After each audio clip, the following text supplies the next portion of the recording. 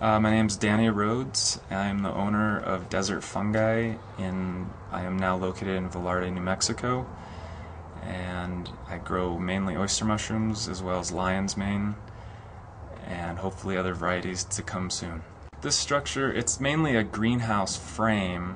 The covering is different. Basically, I have a woven polyplastic, 2 layers of woven polyplastic, and in the middle is sandwiched Reflectix, which is like a bubble pack material with kind of aluminum siding on both sides, so it's an insulation. So it helps both with summertime temperatures and wintertime. I am currently working on a radiant floor system, so there's radiant coils in the floor, which I'm going to hook up to a solar hot water collectors. That'll be for the winter time. In the summertime, I have 2 fans at one end of the greenhouse, and at the other end of the greenhouse I have made a wet wall. So it basically works like a swamp cooler, where the water just recycles through the system and trickles down a swamp cooler pad, and the fans pull the air through that swamp cooler pad, cooling the air probably a good 10 or 15 degrees during the summer months. And then also there's a misting system, which is on a timer, and that also drops the temperature and keeps it nice and moist in here. Are you on there? Yep. So these bags are hickory sawdust pellets that are intended for barbecue pellet smokers. It's the same type of thing as fuel pellets for pellet stoves, but these are food grade.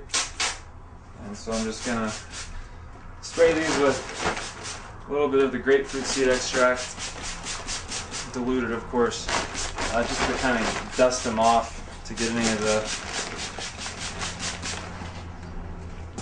possible dust and contaminants that are on there. It's not going to totally make it sterile or anything, but growing mushrooms, it's clean as you can be. As soon as you provide a high nutrient, moist environment for mushroom mycelium, or the fungus of mushrooms to grow in, there's, in the air, there's constantly other spores that can get in that medium and thrive in that situation that you've created.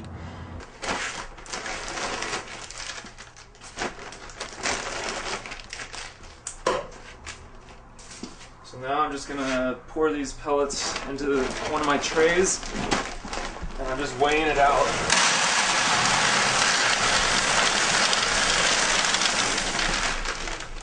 Fit about a half bag per tray, so I have to add hot water to these pellets to break them up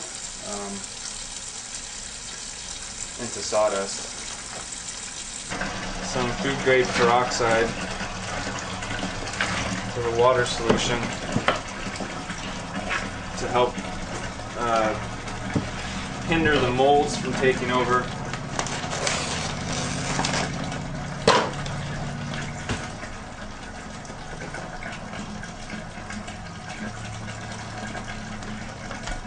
And then I add a little bit of hydrated lime to balance the pH. Oops.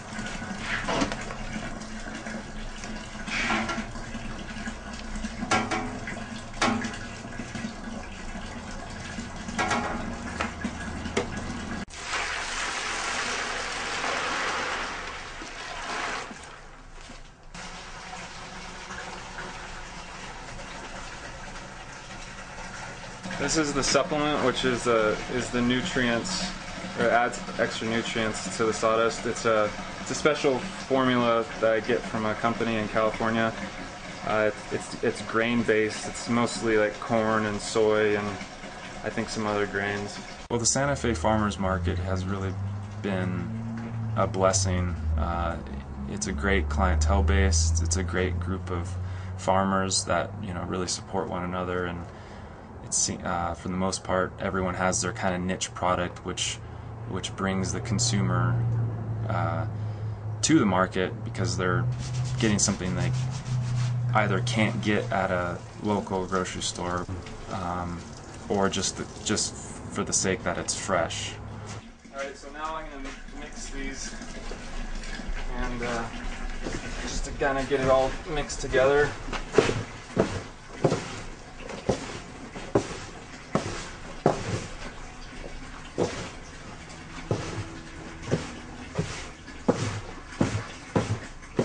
And also it cools it off, because I can't have it too hot. When I add the mushroom mycelium, it will kill it. There's a gentleman, Paul Stamets, who is pretty well known in the mushroom world for helping with using mushrooms as bioremediation and medicinal purposes and what have you. And I saw him speak, and he's very inspiring. And at the same time, I was living with a roommate who had one of his books, so it was just kind of a coincidence there. And also, I went to culinary school before that in Portland, Oregon, which there's tons of mushrooms up there, so that was just inspiring as well. And that's different reasons for being exact. There's too much water, it gets all soggy and turns bad. There's too little water, you don't get the yield you want. I've been mainly doing oysters, as well as lion's mane. Those two varieties I've gotten down pretty well. It's a little tricky. The method I use is a little bit,